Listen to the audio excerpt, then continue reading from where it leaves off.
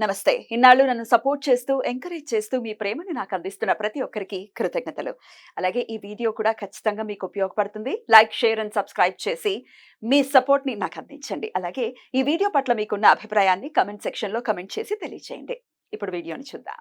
నమస్తే. Welcome to our channel. నేను పద్మిని. ప్రస్తుతం మనతో పాటు వేదిక్ ఆస్ట్రాలజర్ అవినాష్ దాస్ ఉన్నారు. మాట్లాడదాం. అవినాష్ గారు నమస్తే అండి. నమస్తే అండి. ఓం నమః శివాయ. ఓం నమో వెంకటేశాయ.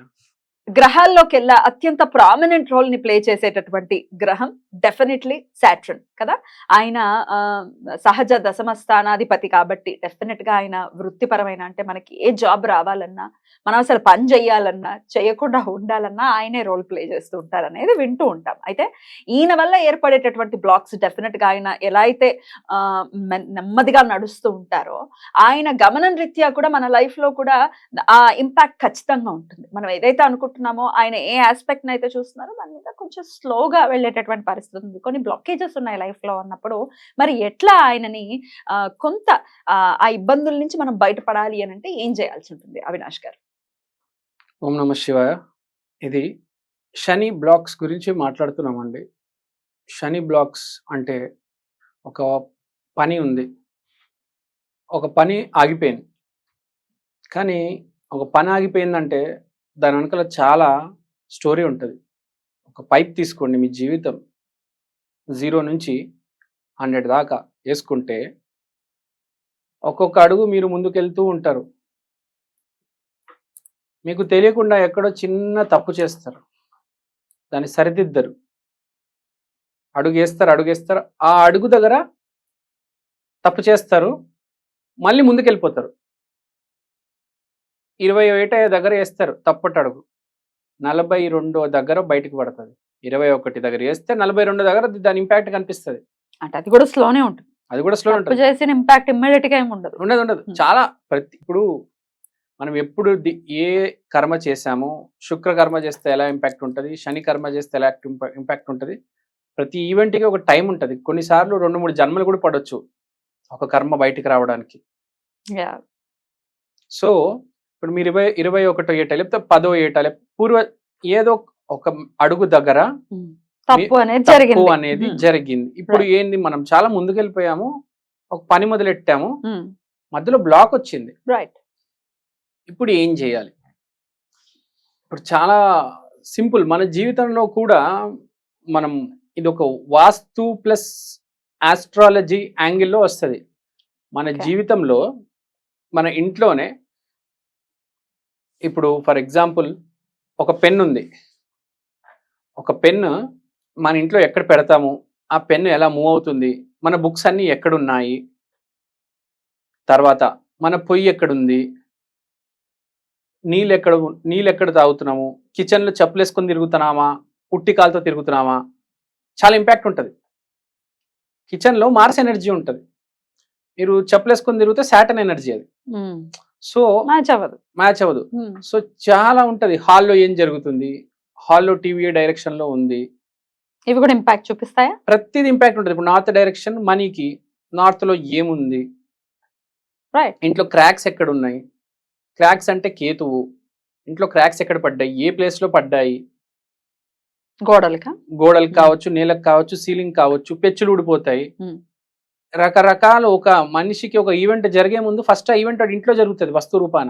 సో అది మనకి చెప్తూ ఉంటుంది పరోక్షంగా జరగబోతోంది అని.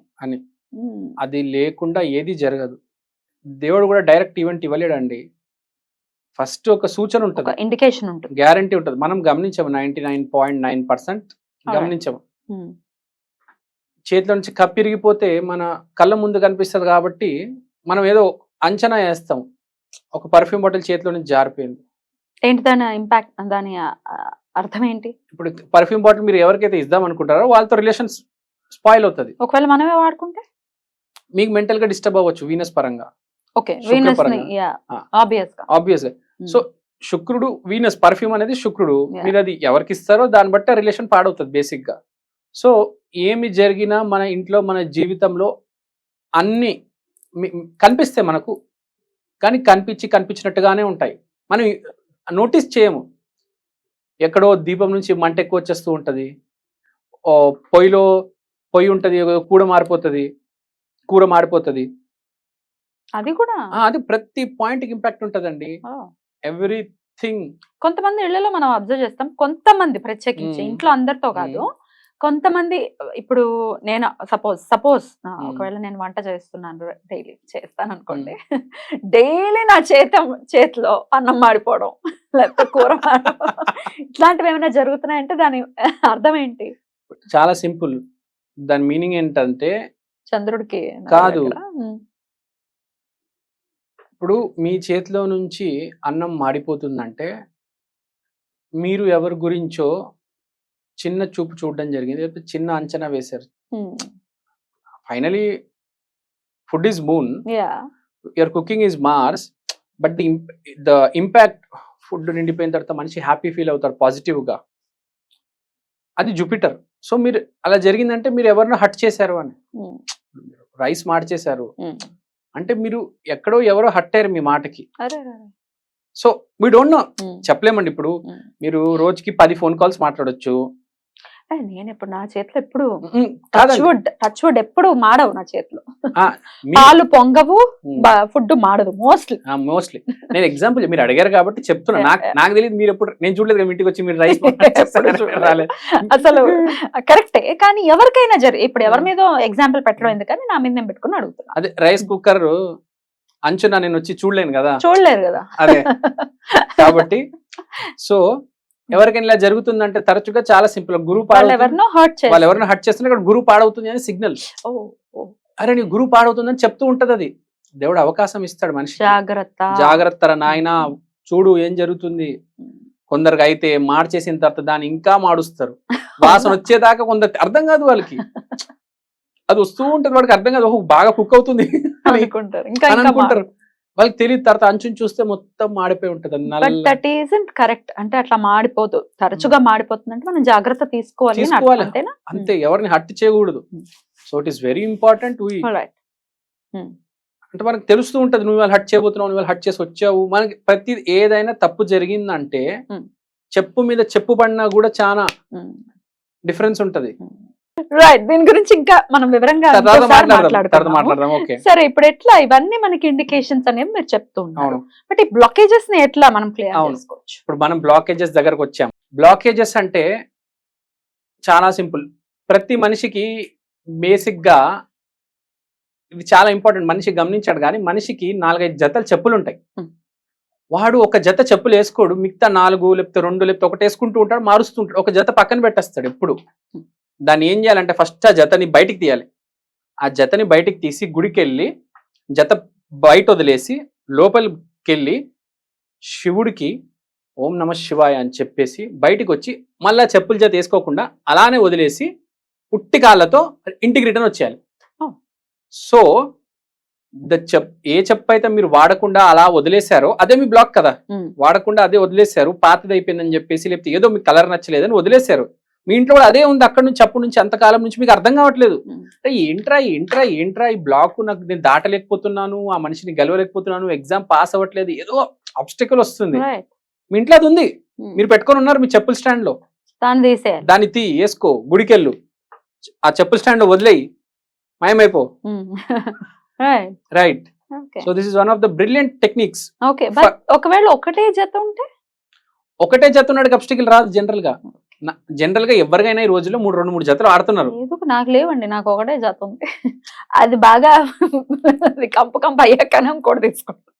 అది సరే, ఈ పాయింట్ ఉంది. ఇప్పుడు బాగా అంతవరకు పోకండి, మిడిల్ లోనే కొత్తది కొనేసుకోండి అంట. ఇంచుమించు అంటే అది వాడకంలో ఉన్నంత కాలం నేనైతే ఇంకోటి కొనరు. ఇది వరకు ఉండేది, అది పోయింది అంటే ముందు ఆబ్స్టికల్స్ ఉండేవి మీకు కొద్దిగా, అయితే ఇప్పుడు కొన్ని ఆబ్స్టికల్స్ తగ్గుండాలి. గ్యారంటీ మీరు రాసుకోండి పేపర్ మీద, మీ వెనకాల రెట్రోస్పెక్షన్ చేసుకుని వెనకాల వెళ్తే మీకు తెలుస్తుంది ఈ ఆబ్స్టికల్స్ ఉంటాయి, ఆబ్స్టికల్స్ క్లియర్ అయి ఉంటాయి. సో ఇట్లా ఒకవేళ ఒకే జత ఉంటే వాడికి అసలు బ్లాకేజెస్ ఉండవు. ఆ జత కూడా నీట్ గా ఉంటే ఇంకా చాలా బాగుంటది. నీట్ గా ఉండాలి ఆ జత, నీట్ గా ఉండాలి. ప్రాబ్లమ్స్, చెప్పులో కొంచెం ప్రాబ్లమ్స్ వస్తే మీకు కూడా కొంచెం ప్రాబ్లమ్స్ రావచ్చు, కానీ చిరిగిపోయి మొత్తం అక్కడ దాకా తీసుకురావద్దు. కొంతమంది వేసుకుంటారు అంటే చిరిగిపోయిన దాన్నే వేసుకుంటారు, ఏదో రబ్బర్ బ్యాండ్ కట్టేసి, ఏదో ముళ్ళు పెట్టేసి. అట్లా చేయకూడదా? అసలు చేయకూడదు. మంచి చెప్పులు వేసుకోవాలి ఎప్పుడైనా. ఇంట్లో మాత్రం స్టోర్ చేసి పెట్టుకోవద్దండి.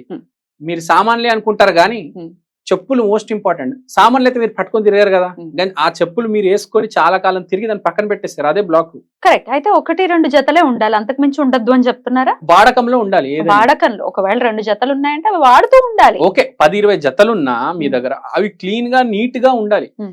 ఏదో దాన్ని రెగ్యులర్ గా వేసుకుంటూ ఉండాలి ఎప్పటికప్పుడు, అట్లా అట్లా అట్లా అట్లా. అసలు వాట్ ఇస్ ద నీడ్? 10 జతలు 20 జతలు ఉండాల్సిన అవసరం అవసరం ఏముంది? ఏముంది? కొంతమంది ఉంటారు పిచ్చి ఉంటది. ఇప్పుడు స్వాతి నక్షత్రం ఉంటది, Hmm. స్వాతి నక్షత్రం వాళ్ళకి చెప్పులు కలెక్ట్ చేసుకోవడం ఒక అలవాటు, Okay. Hobby, yeah. హాబీ ఉంటది. వాళ్ళు ఏం చేస్తారు, వాళ్ళ ఇంట్రెస్ట్ ని మనం ఆ, తప్పపట్టలేము. వాళ్ళు- But then, బట్ 50 జతలు ఉన్న వాళ్ళు జాగ్రత్తగా చూసుకుంటారు, అన్ని టైం టు టైం మెయింటైన్ చేస్తారు, అప్పటికప్పుడు అన్ని వేస్తూ ఉంటారు, అన్ని చేస్తారు. కానీ కొంతమంది ఏం చేస్తారంటే ఒక జతని పక్కన పడేసి దాన్ని మర్చిపోయి 4 years 5 years 6 years అలా ఉంచేస్తారు. that is not correct. That is not correct. చాలా మంది చేస్తారు ఇది. Hmm. సో ఇది మనం తప్పకుండా గుర్తు పెట్టుకొని Right. దాన్ని బయట వదిలేసారండి. సో ఈ బ్లాకేజెస్ క్లియర్ అవ్వాలి అంటే దిస్ ఇస్ మాట్లాడదాము నెక్స్ట్ ఎపిసోడ్స్ లో. చాలా బ్యూటిఫుల్ గా ఇప్పుడైతే రెమెడీని అందించారు. Thank you so very much Avinash గారు. నమస్తే.